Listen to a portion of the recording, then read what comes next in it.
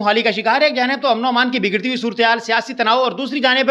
रोज़ बरोज़ की बढ़ती हुई महंगाई की वजह से जो टेक्सटाइल इंडस्ट्री है वो ज़बूं हाली का शिकार है और जो मज़दूर तबका है इससे बिलख़ुसूस वो मुतासर हुआ है और इस वक्त मज़दूर को अपने चूल्हे गर्म करना जो है बहुत मुश्किल नज़र आ रहा है। मेरे साथ मज़दूर हैं, उनसे बात करेंगे और जानेंगे कि टेक्सटाइल इंडस्ट्री की बंदिश से और ज़बूं हाली से उनका क्या नुकसान हो रहा है। बताइएगा इस वक्त जो टेक्सटाइल इंडस्ट्री की सूरत-ए-हाल है, आपको इससे क्या नुकसान हो रहा है और जो मज़दूरी है उस हवाले से आपका क्या कहना है? हालात बड़े तंग हैं, मिलना बंद हो गई इनकियां ते मजदूर बहुत तंग हो गया। गरीब बंदे बड़े तंग हैं ते हुकूमत नूं चाहिदा है कि इहदे तवज्जो देवें